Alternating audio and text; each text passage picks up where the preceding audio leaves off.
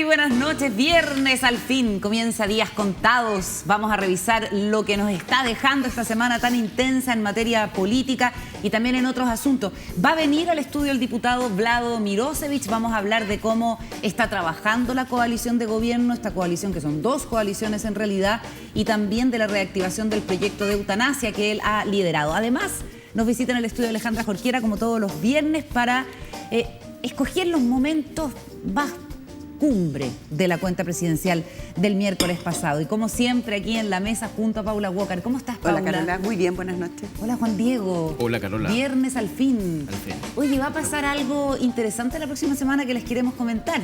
Abrimos el segundo piso de Días Contados.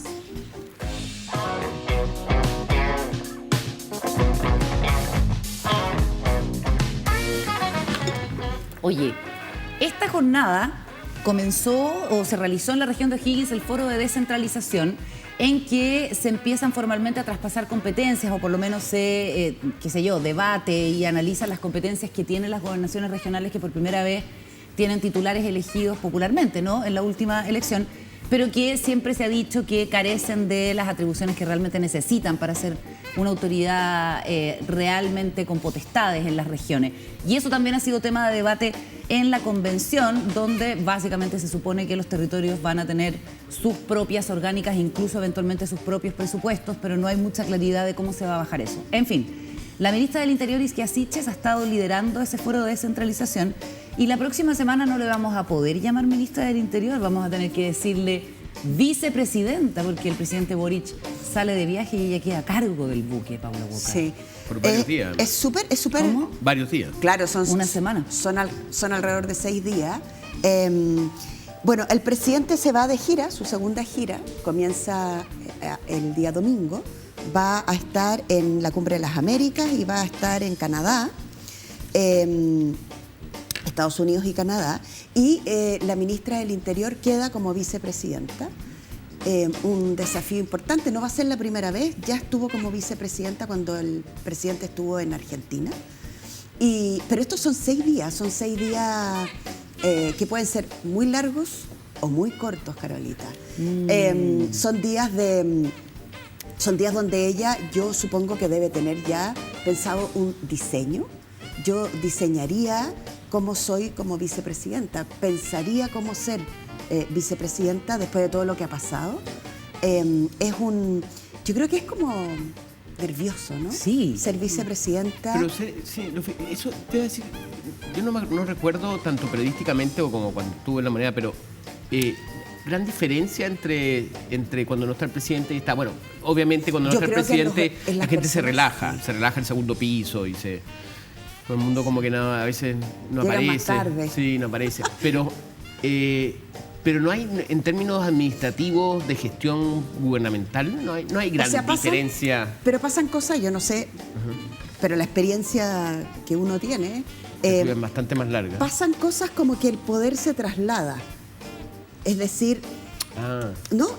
Como decís tú, en la presidencia, cuando está el presidente, está todo el mundo como corriendo. Cuando el presidente sale, primero se lleva buena parte de sus asesores o asesoras. El segundo piso entra en otra dinámica, empiezas a preparar el regreso del presidente, pero toda la atención se traslada a interior. Ah, mira. Y entonces y empieza a ocurrir cosas distintas, porque la prensa que sale con el presidente, luego mandan reemplazantes a La Moneda y se arma como una nueva lógica entre los reemplazantes de La Moneda con esta nueva autoridad en interior. Un elenco B. Claro, exactamente, un elenco B. Y eso es lo que hay que ver qué va a pasar esta semana. Yo estaría pendiente de eso, me parece interesante, porque ni la prensa habitual se queda, porque se va con el presidente, entonces viene prensa B y viene vicepresidenta, que sabemos que está ahí como en el ojo, como en la mira, la tiene como... Todo el mundo la va a estar mirando va a haber con cierta agudeza, ¿no? Cierto morbo en ese sentido. Como, y la jefa de gabinete. Obviamente que si llega a pasar algo, Dios no quiera, pero obviamente que suceden cosas, tiene que ser Isquia Siches la que se haga cargo del manejo de una eventual emergencia o una eventual crisis. Obviamente también uno entiende que el presidente nunca está del todo desconectado, sobre todo en estos tiempos que corren, Pero en la práctica, Isquia Siches va a ser vicepresidenta de la República desde el lunes. El domingo parte el presidente, vuelve el próximo sábado y va a quedar la ministra del Interior como vicepresidenta. Se ha confirmado que Gabriel Boric va a tener una reunión, un encuentro con Justin Trudeau, primer ministro de Canadá. Va a estar en Canadá y luego va a viajar a la ciudad de Los Ángeles, donde en 2 jornadas se va a realizar la Cumbre de las Américas. Y ha habido cierta controversia y de hecho uno se preguntaría qué opinión tiene el presidente Boric de que hayan sido marginadas Nicaragua, Cuba y Venezuela por el tipo de regímenes que tienen. Sería interesante saber qué piensa un presidente de izquierda de estas marginaciones. Y Brasil y México no están seguros. El 7 de junio llega Gabriel Boric y se espera que sostenga un encuentro con el presidente estadounidense Joe Biden. Así es que le ha ido bien a la diplomacia chilena, digamos, consiguiendo estos, digamos, acordando. Diezmada la cumbre, si es que no van 5 países. Sí, pues lo de Brasil y México habría que ver por qué razones, pero lo de Nicaragua, Cuba y Venezuela claramente hay ahí una cuestión ideológica. Y lo último es que va a viajar con el ministro Nicolás Grau, que tiene una agenda en las materias que por supuesto él ve como ministro de Economía.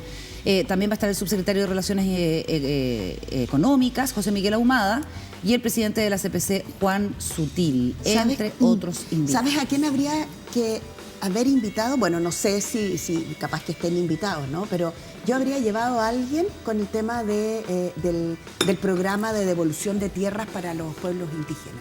Ah, por Canadá. Por Canadá, sí.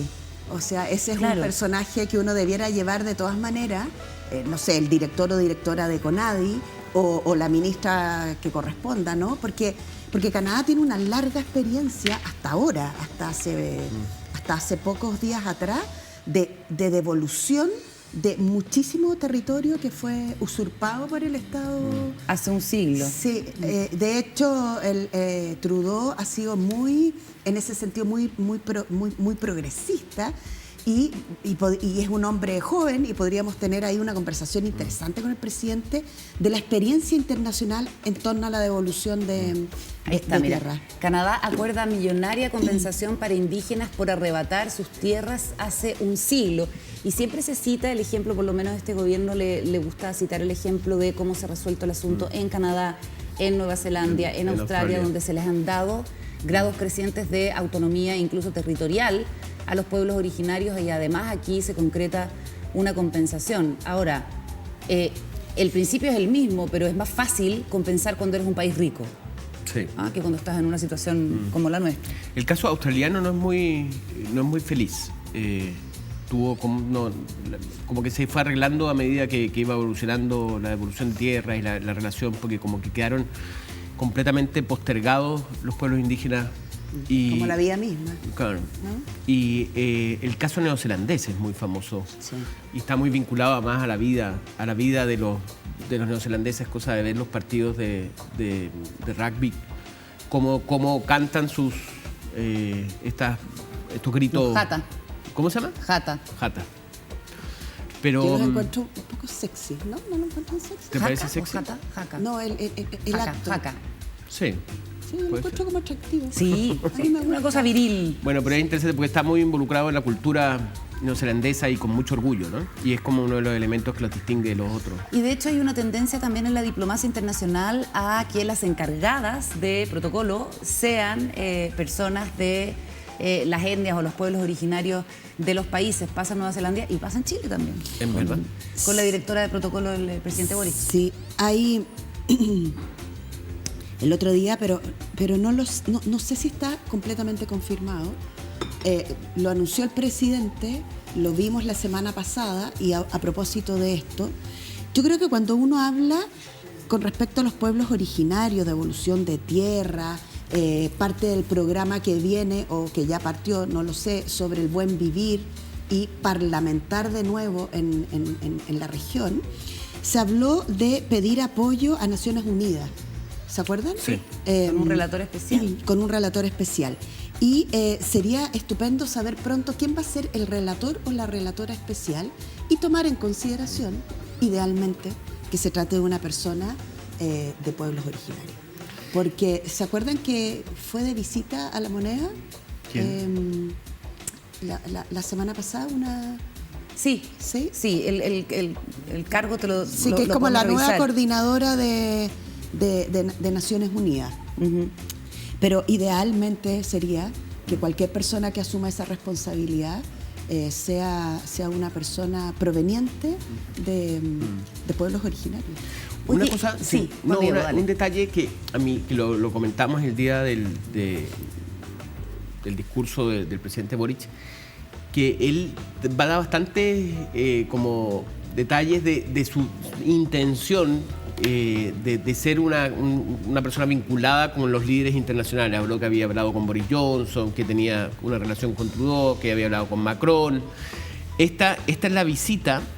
Es una visita bien, en ese sentido, bastante más estelar, con más figuras alrededor de él, que la que fue en Argentina, que tuvo solamente con el presidente argentino. Sí. Entonces ahora también vamos a ver esta como relación, imagínense, va a ser el más joven, Trudeau también es una persona joven, entonces como que se va a meter en el grupo de los jóvenes líderes mundiales que van a ser el siglo XXI. Probablemente él sea uno de los jefes de Estado que más interés suscite. Claro. Sí.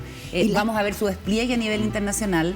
Y claro, no es como que Justin Trudeau aceptó reunirse con Gabriel Boric. Yo diría que más bien debiera ser al revés, ¿no? Porque hay en este liderazgo Juvenil, joven del sur del claro. mundo, qué sé yo, líder de las protestas estudiantiles que en 10 años junto a su coalición llegan a convertirse en el poder gobernante. Una cuestión de mucho interés, de mucho atractivo, Sí, por cierto. pero además las cumbres, yo no sé si te tocó participar en alguna cumbre. A mí en el primer gobierno de la presidenta Bachelet me tocó acompañar muchas veces y en muchas cumbres. Las cumbres son súper interesantes. Cuesta proyectar lo importante de la cumbre, porque en general uno como que no ve nada concreto, ¿no es cierto? Pero imagínense que en un espacio como un gran centro de convenciones hay, 10 presidentes, 10 cancilleres que se encuentran físicamente en un mismo lugar. Entonces, y además hoy día la Cancillería chilena, liderada por la prima de la Carola Urrejola. Pero aparentemente somos parientes lejanos. Bueno, no por he tenido el Antonio gusto de conocer a Urrejola, la canciller. imagínense lo importante que es. Antonia, que es una persona de larga trayectoria y con mucho énfasis en derechos humanos, el presidente, un presidente joven, y un país que está en la mira. Nosotros estamos siendo un país muy observado desde fuera. De hecho, ayer tuve una larga conversación con un grupo de abogadas que están haciendo una investigación en la Universidad de Yale sobre nuestro proceso constituyente, presidente joven, malestar social que se encausa por la vía institucional, y vas afuera, te encuentras con todas estas personas.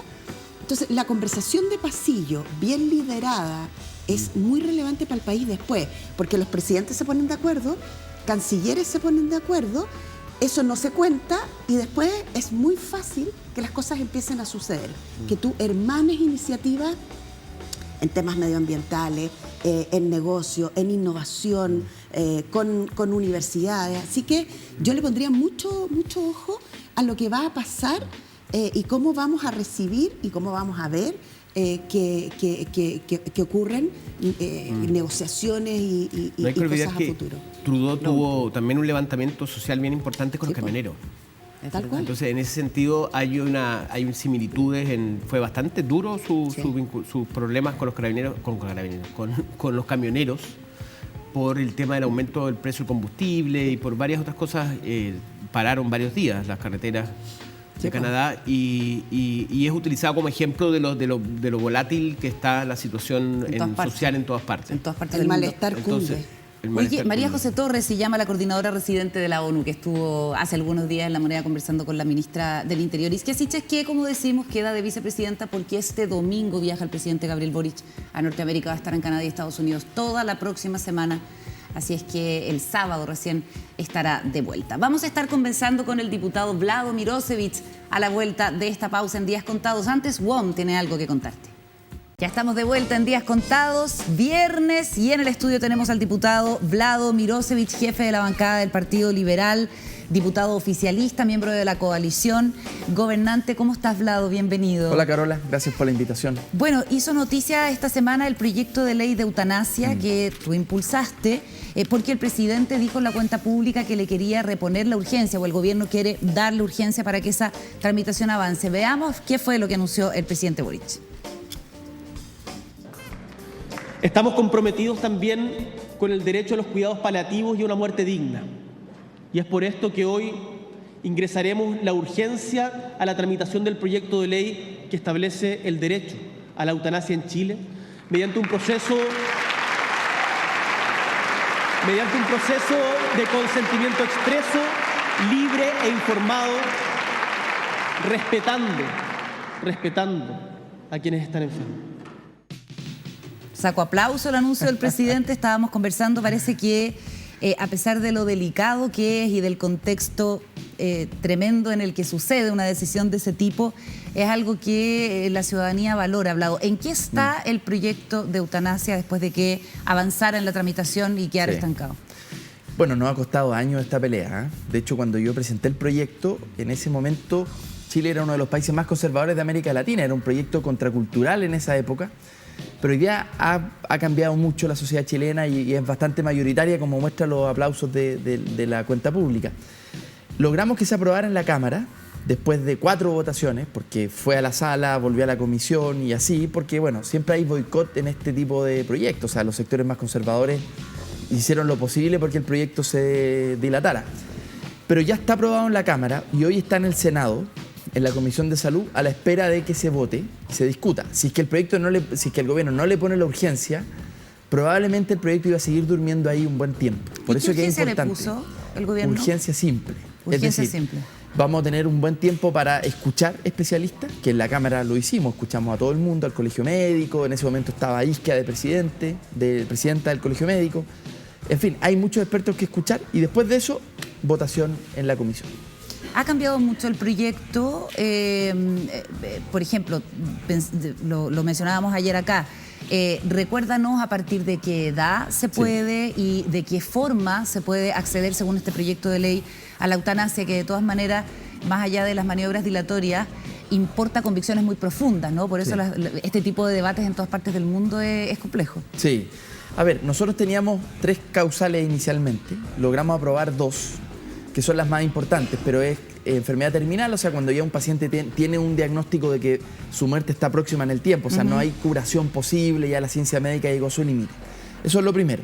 Lo segundo es enfermedades que pueden no ser terminales, pero que producen un sufrimiento intolerable para el paciente. O sea, las enfermedades degenerativas, por ejemplo, no son terminales porque pueden demorarse un par de años en producir la muerte, pero la degeneración física le produce al paciente un dolor intolerable, ¿no? La tercera causal es sufrimiento psíquico, ya no físico. Y eso se rechazó lamentablemente porque algunos parlamentarios entendieron mal que esto lo confundieron con enfermedades mentales y no tiene nada que ver, porque uno de los requisitos de la ley es que el paciente esté en pleno uso de sus facultades mentales. O sea, si alguien no está en pleno uso de sus facultades mentales, no se entiende libre para tomar una decisión como esta. ¿Qué sería dolor psíquico? Porque una persona que está, por ejemplo, de duelo. Está experimentando un dolor psíquico tremendo. En este caso, de hecho, en este caso se requiere, bueno, en todos los casos se requiere una segunda opinión de un especialista médico, en este caso un psiquiatra, para que certifique que está dentro de las causales de la ley y no sea, no sé, una depresión, porque una depresión es curable, por lo tanto, no se considera dentro de las causales. No, aquí está el caso de la famosa película Mar Adentro, la película española.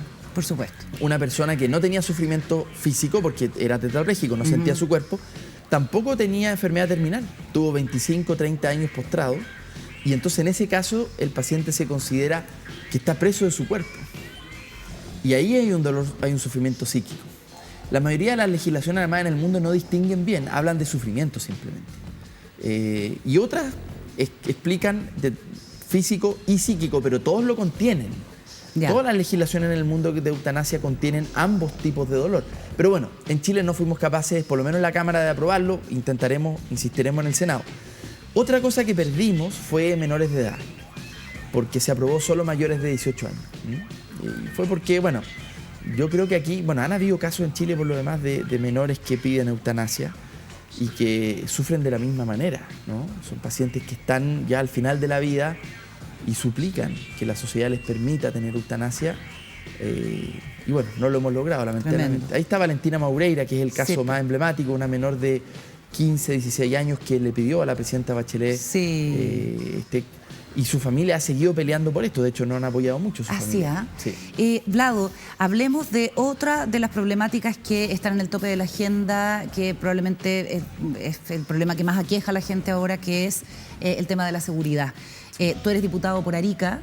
Y lo que se llama la macrozona norte tenía una serie de delitos que han ido en aumento y de cuestiones bien emblemáticas, el asesinato de un camionero, entre otras cosas. ¿Qué se está haciendo en la zona? O más bien, ¿cuál es el diagnóstico que tú como parlamentario de la zona tienes? Y bueno, ¿y cuáles son las soluciones posibles? Bueno, este gobierno partió con una situación de delincuencia muy complicada. Están operando bandas transnacionales que han aumentado muchísimo los delitos de homicidio, por ejemplo, los delitos armados, que no estábamos acostumbrados a ver, por lo menos en Arica no, en Iquique un poco más, en Antofagasta un poco más, pero a estos niveles nadie en el norte estaba acostumbrado a ver esto. Y básicamente son peleas entre bandas, o sea, aquí se están peleando el territorio. Bandas que dedican al tráfico de personas, a la trata de personas, al tráfico de droga y tráfico de armas también. Y ellos están en una pelea de control territorial. De control territorial que ha aumentado muchísimo los homicidios en el último tiempo. Ya a esta altura del partido llevamos más que todo el año anterior. Ese es un dato de la Fiscalía que dice que entre enero, febrero, marzo ya se iguala el número de personas muertas asesinadas en homicidios al de todo el año 2021, lo cual da una dimensión de cómo se ha agravado la situación. ¿La participación de los extranjeros en estos delitos es mayoritaria, minoritaria? Sí. A ver, yo creo que durante mucho tiempo no era justo decir de que este tipo de delitos estaban asociados a migrantes, pero hoy día, y yo siempre me negué a decir eso porque no era cierto en los datos en el pasado, años anteriores, pero hoy día la verdad es que sí hay una relación. Es decir, la mayoría de los homicidios son entre migrantes, lamentablemente. Es decir, pero son bandas transnacionales que por lo demás están compuestas también por chilenos, no, pero que claro, tienen un tipo de delitos que es más violento, que no estábamos acostumbrados a ver, y que tiene que ver mucho con el narco. Entonces, claro, aquí yo creo nosotros tenemos que quitarnos desde los partidos del progresismo, en el amplio sentido de la palabra, tenemos que quitarnos el complejo respecto a los temas de seguridad ciudadana, porque no es cierto que esta sea una agenda de derecha. Esta tiene que ser una agenda de Estado.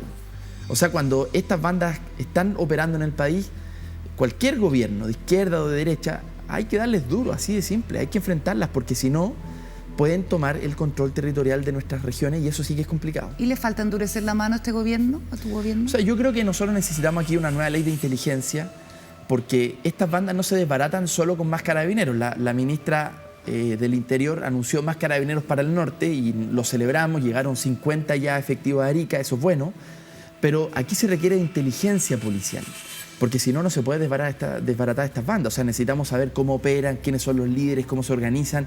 Eso requiere de cierta investigación. La Fiscalía hace una pega tremenda, pero el problema es que tenemos 13 fiscales para 9.000 causas vigentes. O sea, es cosa de dividir para darse cuenta de que tiene una pega muy difícil de seguir. ¿Estás hablando solamente de la región de Arica? En Arica, ya. 13 fiscales para 9.000 casos vigentes. Necesitamos fortalecer la Fiscalía y la inteligencia policial. OS9, anticrimen organizado, es clave. Si no, es difícil. Esto no se resuelve solo con más carabineros en las esquinas, que también se necesita. Perfecto. O sea, cuando uno dice mano dura, tú dices fortalecer la inteligencia policial. Yo diría mano inteligente, más que solo mano dura. Mano inteligente, porque si no podemos dar palos de ciego y no resolver el problema. Aquí hay que desbaratar a estas bandas. La ley migratoria contempla una nueva figura que es la de la devolución de migrantes, ¿cierto? Y resulta que ahora nos enteramos que Bolivia ha rechazado al 93% de esos migrantes que entran por Colchane y que en su mayoría son venezolanos. ¿Cómo se puede hacer un control efectivo de las fronteras, también partiendo de la base de que desde el punto de vista ideológico, este es un gobierno que pone mucho más el énfasis en los derechos humanos de los migrantes que, por decirlo así de manera fácil, que la derecha que está por el orden, ¿no? Aunque ahora Claro. es todo mucho más complejo. Ahí está la noticia. Mira, Bolivia rechaza el 93% de los extranjeros reconducidos vía Colchane. Sí, a ver, yo llamo directamente a no tener complejos con el tema de la seguridad, con un quizás trasfondo de obviedad, que es que nuestro límite, el límite de este gobierno siempre va a ser el respeto a los derechos humanos. Eso es la base de la cual este gobierno va a operar en todo sentido. Y eso yo lo defiendo totalmente porque es una idea muy liberal esta de los derechos Entiendo. humanos, ¿No vamos a ver gente con overoles blancos de vuelta a sus países en avión? No, yo creo que eso fue absolutamente una exageración y un show comunicacional que nosotros lo criticamos duramente cuando lo hizo el gobierno de Sebastián Piñera. Lo que sí va a haber van a ser devoluciones porque todo Estado tiene el derecho, y eso es conforme al derecho internacional, de expulsar vía judicial o vía administrativa a aquellos extranjeros que están cometiendo delitos en Chile. Eso es completamente legítimo y ya el gobierno confirmó y la ministra del Interior lo confirmó que van a continuar ese tipo de expulsiones. Es decir, si en Chile entra un sicario, tenemos todo el derecho de expulsarlo. Ya, pero eso es bastante obvio. Pero eso si sí. entra una mujer por un paso clandestino, una mujer de 70 años, No, eso es muy distinto. ¿qué se hace en eso esos es muy casos? distinto. No, porque ahí no hay una razón fundada para poder expulsarla. No, por supuesto. Y entonces, todas las personas que entran, por ejemplo, por Colchane, que están entrando permanentemente, ¿deben entrar al territorio? Bueno, eso no. A ver, la ley contiene claramente esta disposición y este gobierno tiene que cumplir con la ley que se aprobó en el periodo pasado, la disposición de la devolución. ¿Cuál es la dificultad? Con Perú está funcionando bien. Perú hay una coordinación entre las policías en la frontera y entre los militares de ambos países, digamos. Es una muy buena relación. Con Bolivia, en cambio, Bolivia solo recibe a los que son de nacionalidad bolivianos. El resto dice, no es mi responsabilidad y no los recibe. Ahí tienen un problema. Yo creo que eso tenemos que resolverlo diplomáticamente con Bolivia porque no pueden seguir operando de esa manera. Pero hay que ver caso a caso. Por ejemplo, cuando hay reunificación familiar, no opera la devolución en estricto rigor porque ahí hay en esto bastante ya tradición a nivel internacional y también pasa con chilenos, ojo, esto también opera cuando un chileno va a otro territorio. Cuando hay reunificación familiar tiene que operar ese principio. Eso se privilegia. Entonces hay que ver caso a caso, pero respecto al menos de aquellos que están dedicados a la delincuencia, ahí hay que ser por supuesto más duros, pero ojo, ¿qué porcentaje de migrantes está dedicado a la delincuencia? Un porcentaje menor, eso hay que decirlo claramente. La gente que entra, la mayoría de ellos viene buscando una mejor vida, pero también ahí lo que hay que atacar son a las bandas de coyote, a las bandas que lucran con esa esperanza de una mejor vida, ¿no? Sí, se fue desbaratada una, de hecho, que operaba en 5 países y que presentaba visas falsas, se ponía como fachada agencia de turismo y de hecho también falsificaba los PCR, en fin, acaba de ser desbaratada. Vlado, hablemos también de gobernabilidad, de cómo como jefe de bancada es convivir con 2 coaliciones con las que hay que ponerse de acuerdo para darle sustento político al presidente Gabriel Boric. Todo eso en el mesón junto a Paula Walker y Juan Diego Montalva. Te invito a que pasemos, ¿vale? Vamos. De regreso en Días Contados, ya estamos aquí en el mesón con Vlado Mirosevic y empezamos con las preguntas del panel. Paula Walker. Hola, Vlado, buenas Hola, Paula. noches. Quiero preguntar tu balance de estos primeros 3 meses de gobierno del presidente Boric. Pregunta fácil. ¿Ah? Al tiro, ¿no? La primera siempre regalada. Sí, siempre regala. exacto, esta es la fácil. Pero mientras Esta más es la regalada, más temor debe tener el entrevistado. Porque... A ver, no. Sí, es una conversación. Creo que, un ambiente muy hostil. El gobierno asume con un escenario del país muy difícil en migración, en seguridad ciudadana, la guerra, en inflación, los precios. Un ambiente muy hostil. Todos sabíamos que iba a ser difícil gobernar, ganara quien ganara, pero nunca nos imaginamos que iba a ser tan complejo el escenario ambiental. Yo creo que la instalación era natural que se demorara. Yo no compartía a los que inicialmente dijeron ya la instalación se terminó. No, porque todo gobierno, sobre todo una coalición nueva, de una generación nueva, se demora la instalación un tiempo. Yo creo que eso hay que reconocerlo así. Sin embargo, creo que la muy buena noticia del salario mínimo, un acuerdo de 29 años que no se veía, con trabajadores y con empresarios, creo que eso es un golpe potente. Escazú también un golpe potente. Y la cuenta pública creo que termina de coronar, o al menos de instalar una agenda para dónde va la micro, ¿no? De decir, estamos trazando salgámonos solo de la cuestión ambiental y esta es nuestra agenda. Que era lo que faltaba, porque si no estábamos solos gobernando el ambiente, que era un ambiente difícil. ¿Y hay fuego amigo? Poco, yo diría.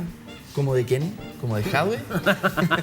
No, es que de Jadwe hay que esperarlo, pero... Me encantan estos entrevistados que contestan, que van poniendo las preguntas solitos.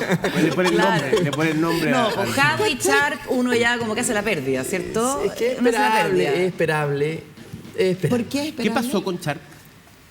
A ver, no, yo creo que son diferencias antiguas entre ellos, pero es esperable en qué sentido.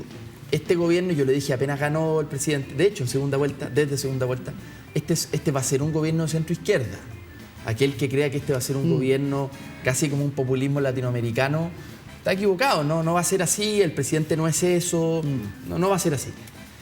Por lo tanto, este va a ser un gobierno de centro-izquierda. Claro, eso molesta a los sectores más octubristas, quizás, que creen que se puede gobernar desde la trinchera y sin construir mayorías sociales y políticas. No es posible eso. O sea, yo con Sharp tengo una buena relación, una amistad, pero él decía, creo yo equivocadamente, no entiendo por qué se amplían hacia la centroizquierda el gobierno. Y la pregunta sería, ¿de qué otra manera? O sea, ¿cómo vamos a hacer transformaciones estructurales? Siendo minoría. Siendo minoría. No, Sin eso embargo, no eso ha representa... tenido un costo para el presidente Vlado en términos de que, no sé, porque de repente en la calle le gritan amarillo. Y hay gente que lo acusa de alguna manera de traidor. Entonces... es que eso desde antes de que él gobernara, o sea, los sectores más radicales que están no tan comprometidos con hacer transformaciones, sino que más comprometidos consigo mismo y con su propia con temas relato. puntuales, claro. Eso se lo han dicho siempre y se lo dijeron en la plaza cuando lo funaron, ustedes se recordarán. Esa imagen que le tiran Con cerveza. Era increíble Sí, esa imagen es... Mira, esos sectores nunca creyeron en el proceso constituyente, después se subieron al carro, pero nunca creyeron. Y es lógico que tampoco crean en este gobierno ni en estas transformaciones, pero cuando hagamos las transformaciones seguramente van a decir que buenas transformaciones. Ya, pero esos sectores están en el Frente Amplio y el Frente Amplio está en la coalición gobernante. No, yo diría que están fuera del Frente Amplio. ¿Y el yo creo que Partido están Comunista? fuera. Están fuera, y el Partido Comunista yo lo veo como haciendo honor a su tradición de lealtad que han tenido siempre cuando han estado en el gobierno. Así lo fueron con la presidenta Bachelet, lo fueron cuando estuvieron con el presidente Allende, con Pedro Aguirre Cerda. Es una tradición de cuando están en el gobierno cumplen una lealtad. Yo veo al Partido Comunista colaborando desde dentro, no lo veo en una posición Más. Otra cosa es Daniel Jadwe, que tendrá sus propias razones y está bien, pero no, el Partido Comunista yo lo veo... Sí, pero el Partido Comunista lo veo en el gobierno contribuyendo desde adentro, en buena onda, digamos, en buena lid, con diferencia y todo, pero ya está, pero en eso. Vlado, siempre a mí me parece que Vlado Milosevich como que representa cuando llegaron al Parlamento esta nueva generación, que era Carol Cariola, Giorgio Jackson, Gabriel Boric, Camila Vallejo. Y ¿cómo has visto a esa generación puesta en el Palacio? Bien, lo he visto bien. Creo que ha habido varias cosas positivas. Ha habido una maduración sin renunciar a el ímpetu y la fuerza que dio origen a todo esto, ¿no? Porque este es un gobierno de centro-izquierda, pero un gobierno de centro-izquierda reformista. O sea, no con ganas de mantener el status quo, con ganas de reforma, con hambre de reforma. Lo he visto bien, Pero la juventud ¿le ha cobrado su cuenta a veces? O sea, creo que a los ministros... al presidente no, creo que el presidente ha estado muy bien, mira. no ha cometido, no he visto que haya cometido el presidente errores, creo que ha estado en buen tono, ha estado en un tono... Ustedes lo escucharon en la cuenta pública, en un tono de convocatoria de grandes mayorías, de sentido común, de que hace sentido escucharlo, ¿no? Sin dejar de reivindicar lo que hay que reivindicar, pero ha estado bien. A Camila Vallejo también la he visto en un buen tono.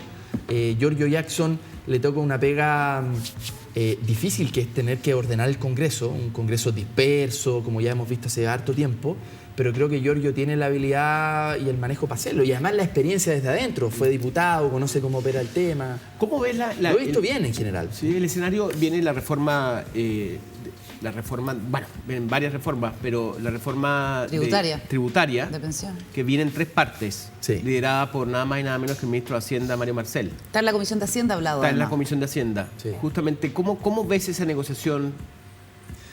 A ver, creo que aquí necesitamos más que una reforma tributaria, un gran pacto tributario. Necesitamos que el gran empresariado y también las medianas y pequeñas empresas se involucren en este momento, porque desde el estallido social, donde todo el mundo reconoció necesitamos mayor justicia tributaria para financiar derechos sociales, eso lo reconoció desde el más grande empresario hasta el más pequeño, desde ahí hasta ahora no hemos tenido ninguna reforma tributaria. O sea, este es el gran pacto. ¿Pero no incluyes ahí la reforma de Bachelet? La fallida. No, estoy hablando desde el Ya. estallido social. Ya. Desde el estallido social hasta ahora, que todo el mundo reconoció la verdad, y incluso los propios empresarios decían, nosotros fuimos muy duros con Bachelet, parece que ella tenía razón. Tenía razón, por supuesto. Y ahora, desde ese momento del estallido hasta ahora, no hemos tenido un ajuste de verdad, un nuevo pacto. Y eso tiene que ser esta reforma. Con el gran empresariado, con los trabajadores, con el gobierno, todos tienen que estar en este gran acuerdo. Porque esto es lo que va a financiar la nueva Constitución. O sea, me refiero a los derechos sociales derivados de esa Constitución. Paula. Sí, sabemos que el Congreso, que el Parlamento hoy día está... Tensionado. No, entretenido. está empatado. Está empatado, o sea, Sí, nadie tiene mayoría. Una reforma tributaria, la experiencia del gobierno de la presidenta Bachelet fue dura, porque no es fácil hacer reformas tributarias. Y en general esa es una discusión ruda. ¿Cuáles son las claves para destrabar la discusión tributaria? Hoy día ya tiene fecha y el presidente ha sido súper claro también, lo mismo el ministro Jackson. Sin esa reforma tributaria, buena parte del programa no se puede financiar. Sí.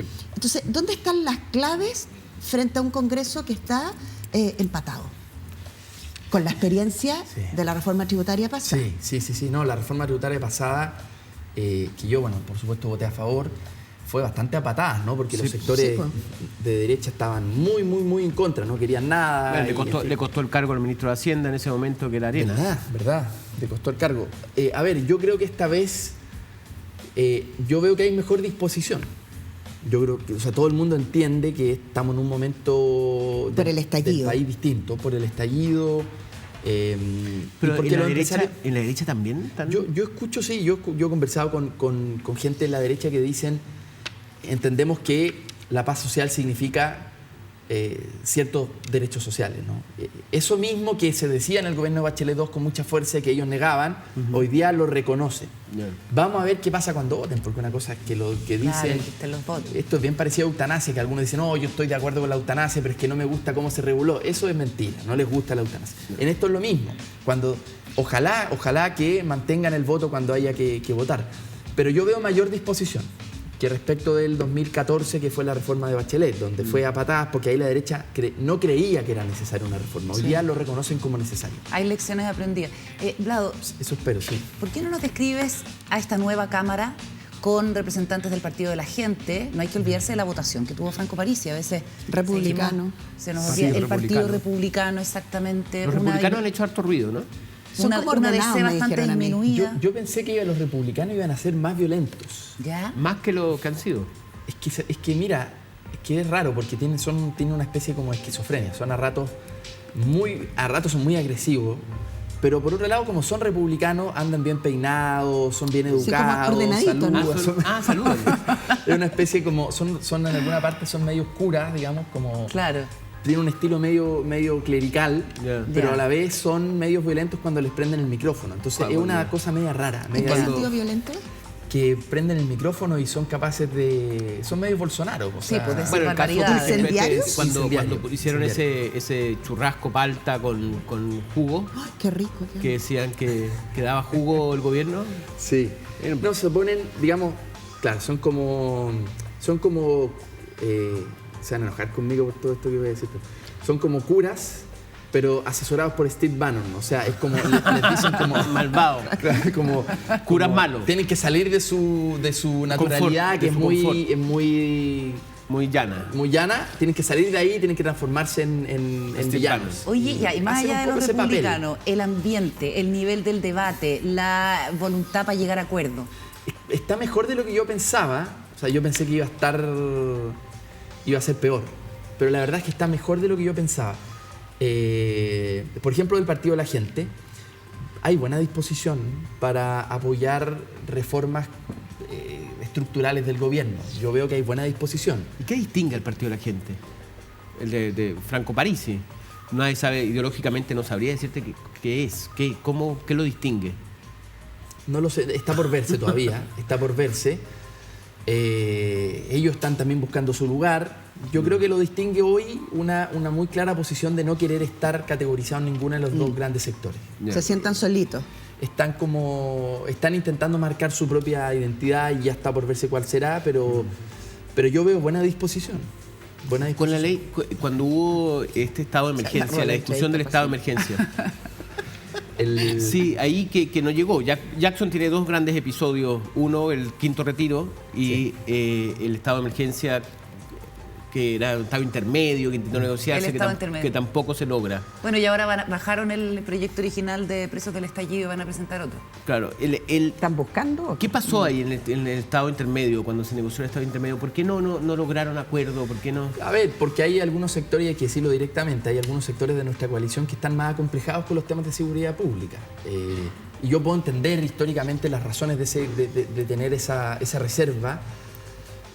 Pero la verdad es que el presidente, y eso yo creo que Gabriel Boric lo entiende bien, el presidente tiene el deber de ofrecer seguridad.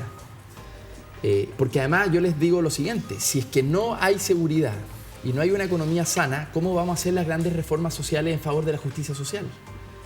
Es decir, si esas dos cosas no andan relativamente bien, toda esperanza de cambio y de reforma social se complica. Entonces yo digo, no nos acomplejemos. Este gobierno le tiene que ir bien en la economía y le tiene que ir bien en la seguridad, con todas las dificultades que tiene. Estamos en medio de una guerra que tiene, o de una invasión más bien, que me gustó mucho como Gabriel Boric lo dijo, fijó una posición clarísima respecto al tema de Rusia, Ucrania y Rusia, más allá de que Rojo Edward ayer, o no sé, en la tele intentaba vincular a Boric con Putin. Sí. La verdad es que Putin está vinculado a la ultraderecha europea con todos los amigos de Rojo Edward. No sé de dónde saca que esa es la verdad, con Le Pen y bueno.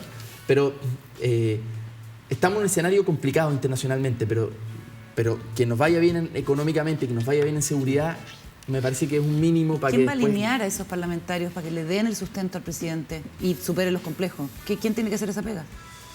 Bueno, en parte creo que todos en la coalición tenemos que exigir un mínimo de compromiso, porque si el presidente toma una decisión, hay que acompañarlo en esto, no lo podemos dejar solo. O sea, el presidente quiere ofrecerle seguridad a la población, nosotros no podemos ser el talón, el freno, tenemos que acompañarlo en esto. No va a ser fácil, gobernar es difícil. Alguien me decía, mira, no es que los gobiernos sean puramente de izquierda o puramente de derecha. Hay temas que en seguridad, en economía, donde el gobierno, siendo de izquierda, va a tener que meterse sí o sí en esa agenda. O sea, ahora, ahí... La Paula quería preguntar. Gracias, compañera, lo logré. Al fin. Logré meter la cuchara. Es que como que se engolosinó. Está como engolosinado con el diputado.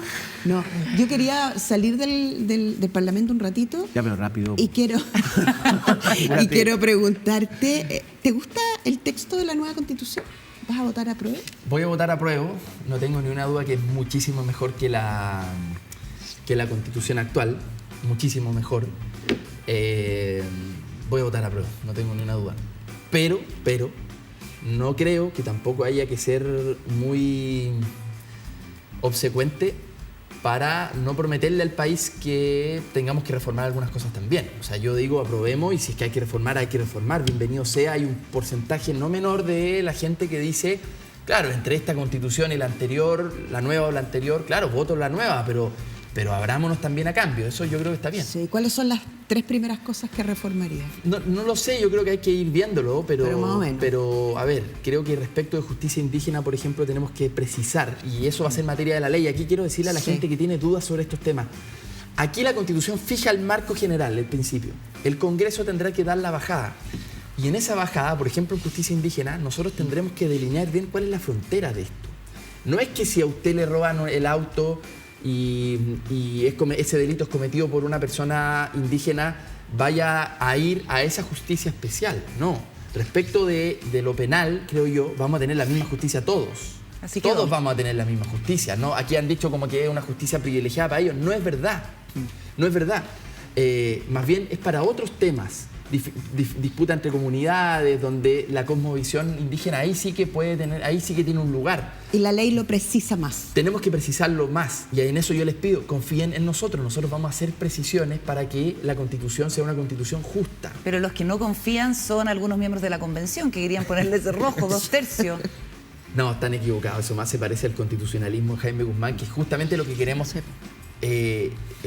echar atrás. O sea, el constitucionalismo dogmático de Jaime Guzmán, que decía, cuando vuelva la democracia, nosotros vamos a fijar las reglas del juego que no van a ser cambiables en el futuro, no podemos repetir lo mismo. Yo respecto a los 2/3 estoy completamente en contra. No es una buena idea, se rechazó en la comisión, en el pleno. Es una buena señal la que dio la convención, creo yo. Vlado Mirosevic, diputado, jefe de bancada del Partido Liberal, diputado por Arica. Muchísimas gracias por la conversación de viernes. Bien, pues gracias. Pasamos a por ustedes. todos los temas. Sí, una última pregunta. Sí, Paula Walker, la última pregunta, Vlado. Papas fritas con ketchup. ¿Cómo te las comes? ¿Con Con la tenedor mano. o con la mano? Con la mano. Con la mano. Ya, lo que pasa es que hay que ¿Carolita? desclasificar, obvio que con la mano hay que desclasificar que Juan Diego no ¿Juan deja que Diego? sus hijos se coman las papas fritas si no es con tenedor. ¿Y No tú deja te que se las las comes coma con con tenedor? la mano. Inaceptable. Desobediencia civil. Ya, ahora sí. Todo el ¿Viste? apoyo Así, a tus ahí hijos. está, Él lo donde- hace para fortalecer el principio de autoridad más allá de las No, papas para fritas. educar. Súper bien, me da súper Ya, bien con nos su vamos. autoridad ahí mismo. A la vuelta, Alejandra Jorquera y lo más destacado de la cuenta pública y lo más destacado también acá en Días Contados de lo que ha pasado la semana. Vamos y volvemos.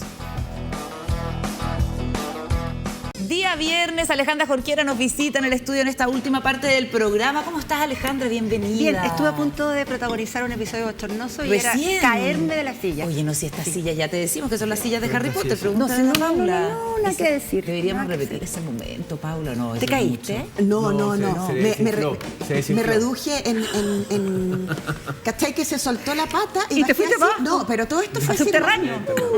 Ah, pero con mucha es que- elegancia. No, muy elegante. Muy elegante. Y el término que usé. ¿Cuál fue? Ahí. Una lady, podría haber dicho. Salvaje. Yo habría dicho, Ajá, supuesto, ajá. por Yo, es que fue lo más Ayer me paró en sorprendente. la calle, fue la presentación de un libro, en la noche no pude entrar porque había aforo. eso te pasa por llegar tarde. Si uno quiere, la gente llega temprano. Y te para una Me persona. para una persona y me dice, oiga, usted es del programa, ese programa donde de la señorita que hizo. No es cierto, no es cierto. No, pero fue muy Pero es muy importante sorprendente. que en la calle lo reconozcan, Bueno, le nombren el programa y un episodio específico del programa. Eso es fidelización, compañero. Y te quiero decir además, voy a agregar que yo el otro día Te van a en el pasillo de un supermercado. Pongámoslo. No. No, es que es demasiado gracioso, Paula. ¿Por Perdona qué que no sea tu ponemos algo contra. tuyo? No, tienes toda la razón, tienes toda la razón. Cuando mató la mosca. Pero mira, Cuando haya uno tuyo. tenés te toda amo. la razón, toda la razón. Lo importante es que como fuiste una lady, no se viralizó. No, si hubiera por sido la eso. Alejandra que O hubiera sea, dicho, imagínate. O sea, Ahí lo habíamos hecho famoso, Me lo quedo habíamos hecho famosa, famoso. pues. Yo Además soy que la de Paula- lenguá, pero no tan garabatera, te quiero decir. Es que, No, es yo que soy la muy Paula garata, además yo no. estaba diciendo algo como un análisis país muy profundo y entonces fue Y me como, hundí.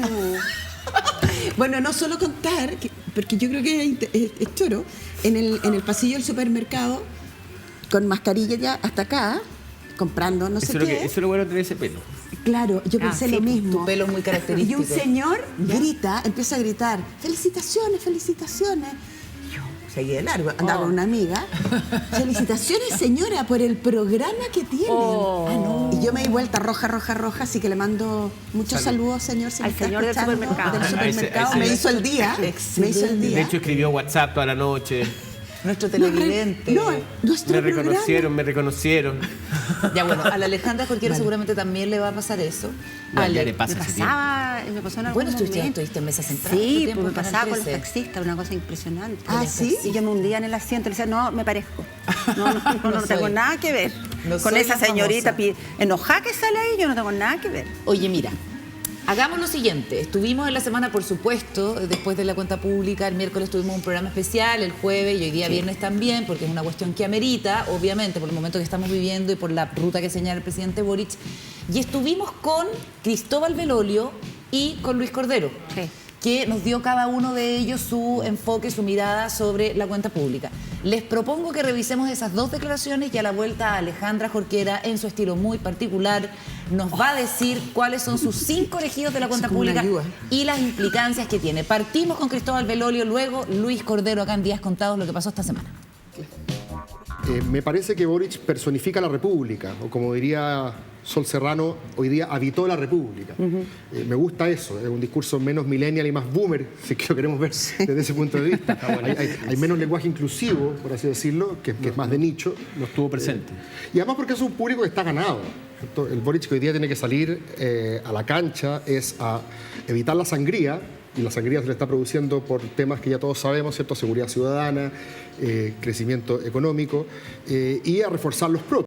A mí me parece que el presidente lo que hace es mostrar su propio itinerario. En el Su fondo. propio Gantt. Y cuando, su muestra, propio Gantt. y cuando muestra su itinerario dice, ok, este es mi periodo.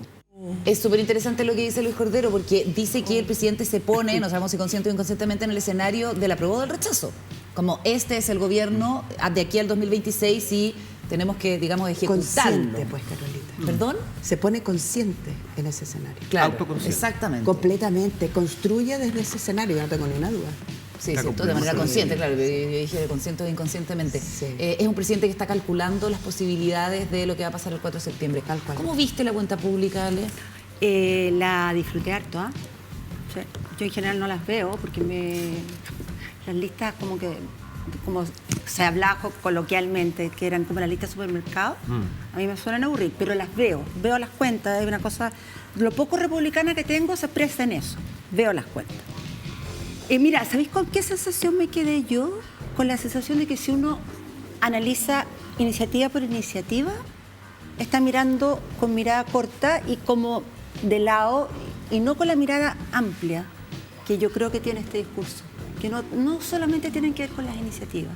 O sea, que hay un resultado político que es muy importante a corto plazo, que fue el reposicionamiento de Gabriel Boric.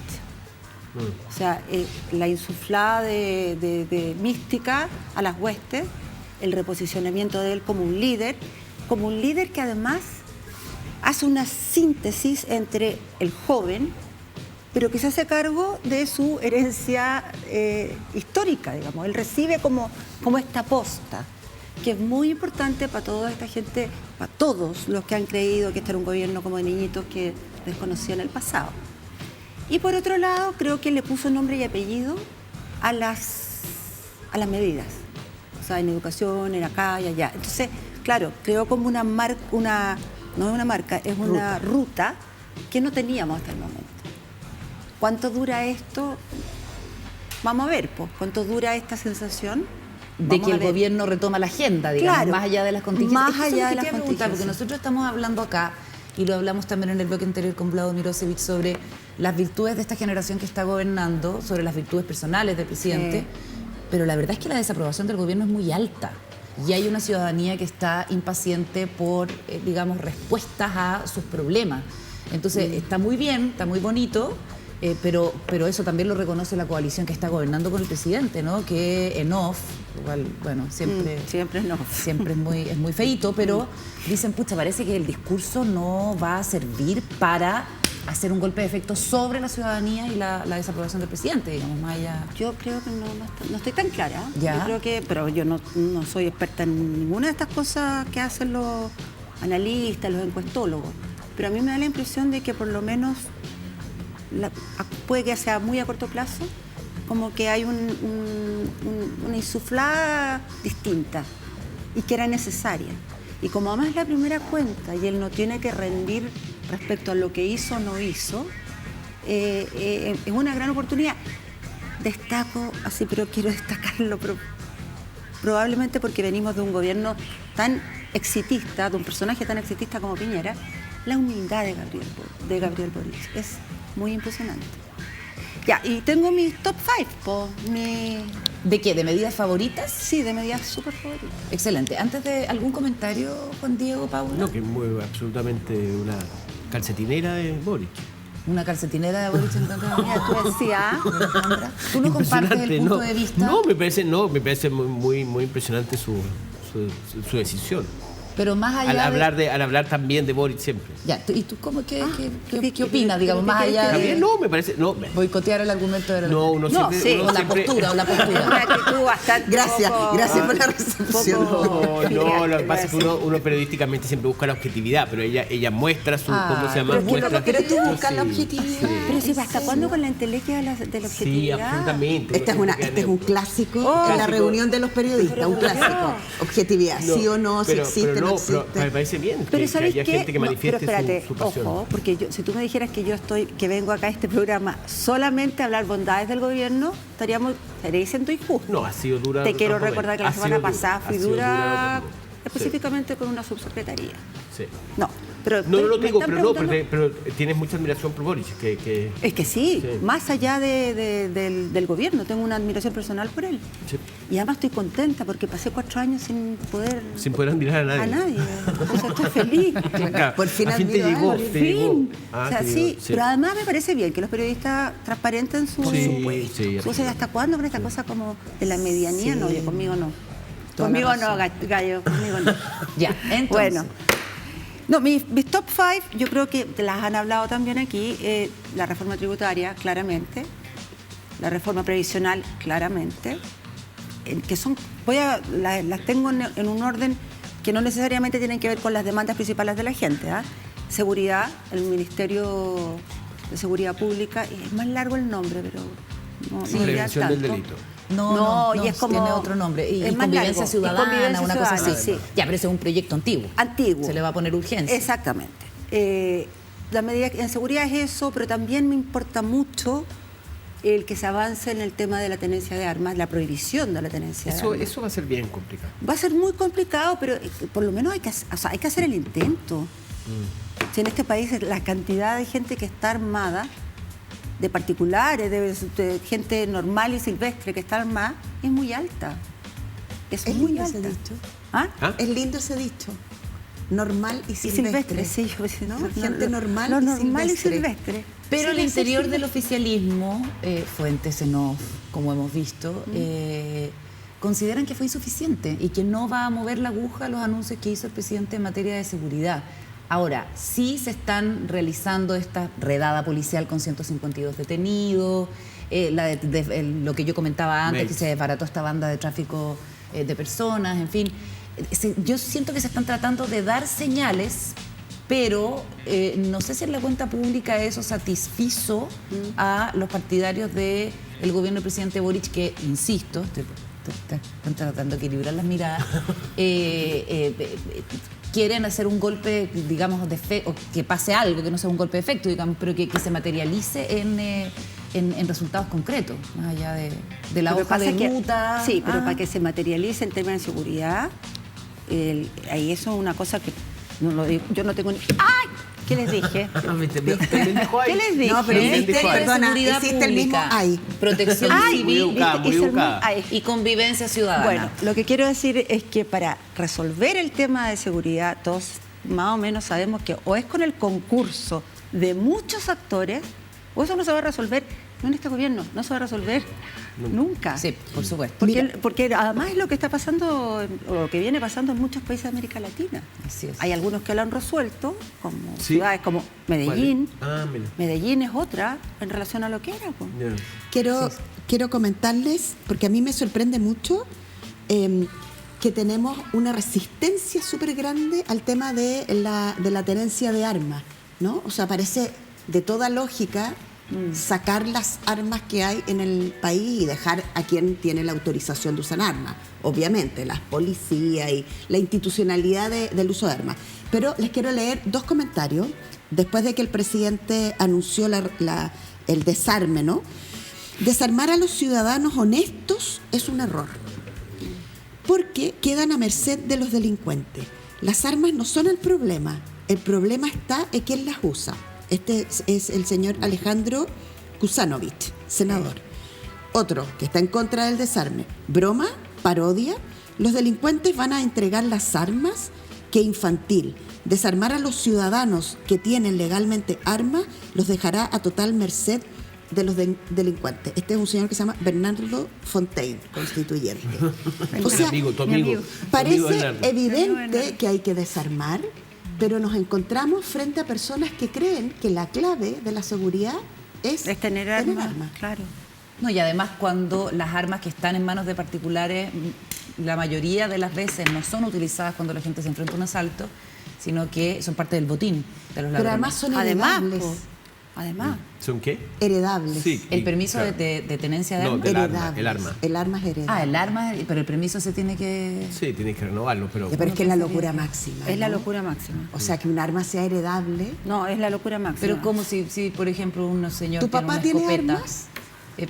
Una persona cualquiera tiene una escopeta. Se muere y En la el campo. escopeta, La escopeta queda está heredada. dentro Pero- del testamento, tiene que estar a quien que se queda con el arma. Y el No, gran pero me tema, parece lógico, sino que como que tiene que pasar. la vaya a sí. entregar a una iglesia escondida. Claro, el señor antes de morir va a decir, oye, desháganse de la escopeta. No sé. Devuelves el Digo, arma, pero no puedes heredar el permiso y si la persona No, que lo claro, hereda el permiso tiene- y es otra ese cosa. Es otra cosa que Eso se ha es otra cosa. descubierto de que muchas de esas armas que supuestamente fueron heredadas, nadie sabe quién las heredó y nadie sabe dónde están. buena Yo estoy a parte de favor los- de que se prohíba la tenencia de armas, pero digo, claro, es parte del patrimonio de una familia si tiene armas, qué sé yo. El problema es que la mayoría de las veces esas armas se convierten en parte del botín de los delincuentes y es parte del arsenal con el que van contando. No, Ese y es uno de los además hay dramas. una cantidad de femicidios que se cometen Con con armas. gente armas de fuego. con armas de fuego, pues, claro.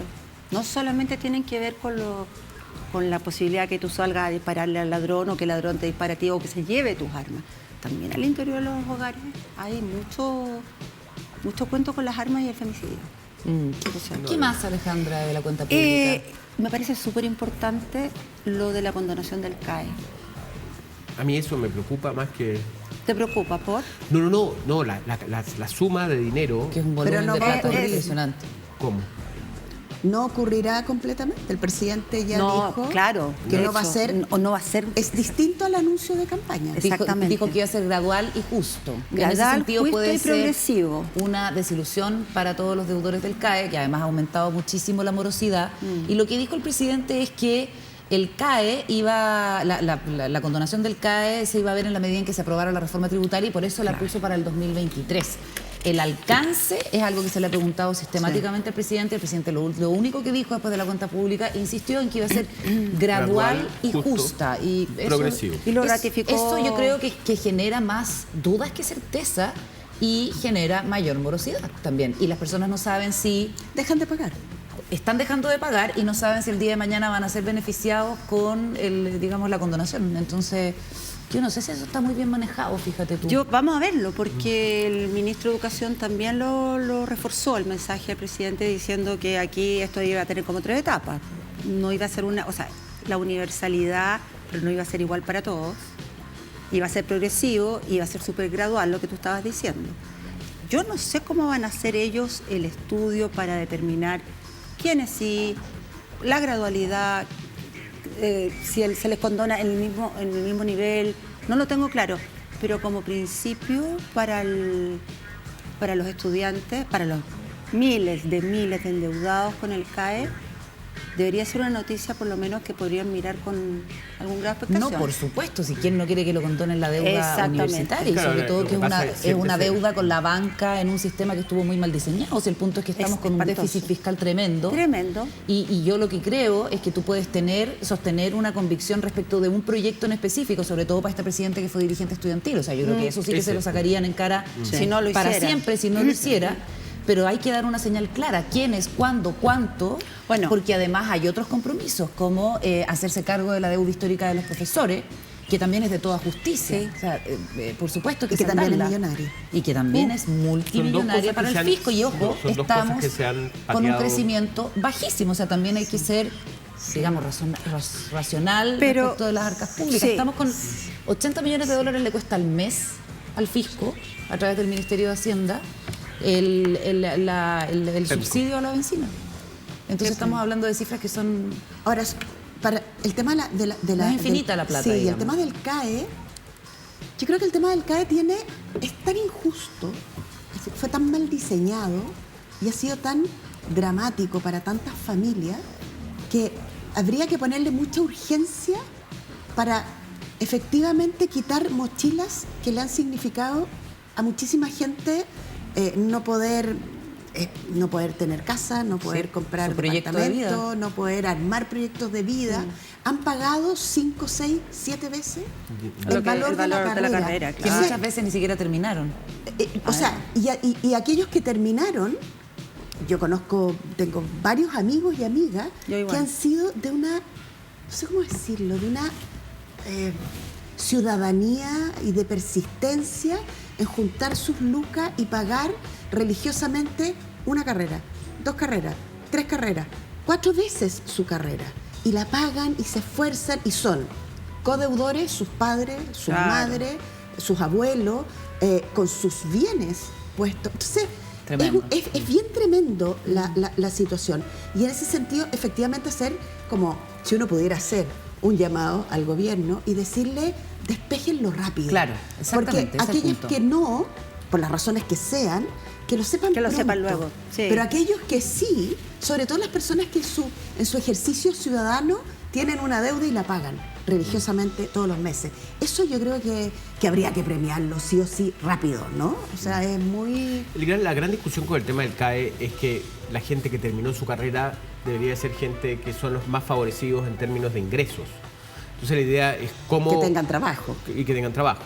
Pero esa es la discusión que ha habido en torno al CAE, es que cómo favorecer a la gente que está en mejor situación económica y por qué no dar esos recursos que el Estado tiene a los universitarios, a los graduados, dárselo a los sectores más necesitados, por ejemplo, en temas de salud, en temas de pensiones, en temas... Ese es un debate que se ha dado y que es el motivo por el cual siempre se ha postergado o se ha decidido no meterse en el CAE. Este gobierno tuvo que meterse en el CAE por razones obvias. Es que no se lo había entendido de otra manera. No, claro. En salud hubo también varios anuncios importantes. Por ejemplo, está la creación del Fondo Universal de Salud. Claro. Que ha habido varias discusiones. Ayer escuché a Paula Daza criticándolo, pero... Claro, porque ella hablaba de que lo más importante en este minuto no era eso, sino que tenía que ver con las listas de espera, que efectivamente es un tremendo problema, siempre ha sido un problema, pero con la pandemia esto se explotó mucho más y hoy día hay 330.000 personas que están en lista de espera para hacer cirugía. Entonces, claro, lo que el gobierno se comprometió es a la creación de 3 centros de cirugía mayor ambulatoria que se van... Sí, con eso descomprime. Y que se van a establecer en Coquimbo, la Araucanía y Valparaíso. Eso es bueno. Todo lo que vaya en función de eso es un alivio para descomprimir. Además se comprometieron con días. Sí, claro. O sea, la lista de espera tiene un tiempo, la lista ¿no? de espera oncológica no pueden ser más de 90 días. O 90 días. Y la de cirugía que tengan que ver con, que no sea oncológica, obviamente, no más de 6 meses. Igual 6 meses se te vienen encima de una manera espantosa. No, claro, esos problemas estructurales. Exactamente. Ahora, yo quería hacer un punto... Y el problema ahí, perdona Alex, que generas expectativas muy grandes sobre problemas que tienen soluciones muy difíciles. Muy difíciles. Bueno, tremenda. ¿Qué es lo que puede pasar? Es el micromanagement. ¿Cómo transformas un mensaje en algo que sea efectivo en el día a día de la gente? O sea, claro. se le baje, que le diga, oiga, ¿sabe usted tenía 6 meses de espera? Van a ser 2. Imagínate lo que puede ser eso. Claro, pero si tienes la certeza de que lo vas a poder cumplir, claro, si no se te devuelve como un boomerang. Lo mismo del tren a Valparaíso, ¿no? Pero si un país como el nuestro no puede, con un gobierno como este, no puede enfrentar de una manera humana el drama de lo que significa para una persona esperar 6 meses la cirugía, yo creo que estamos en un problema mayor. O sea, porque no puede ser que una persona espere con...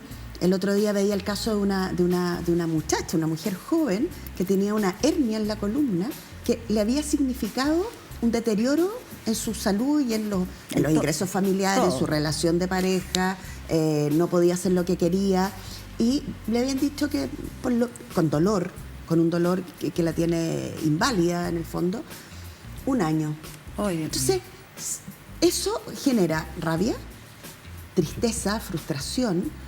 Y si este gobierno, si este país, con este presidente, no es capaz de enfrentar con mucha rapidez, estamos en un problema muy, muy complejo. Porque uno se pregunta, bueno, hay plata para esto, y no hay plata para resolver problemas humanos del día a día. O sea, son muy complejos. Yo entiendo que es difícil, pero también entiendo que hay gestos que los gobiernos tienen que hacer desde el punto de vista, a diferencia del micromanagement que menciona JD, que son gestos que le devuelven la esperanza a las personas. Entonces, yo que venía esperando no sé qué, alguien supo de mi caso, lo resolvió y voy a esperar 3 semanas más. Y eso para le eso, cambia el estado de ánimo. pero para eso debiera haber un pacto político también, porque son cuestiones que transversalmente los gobiernos han prometido, digamos, y después del estallido.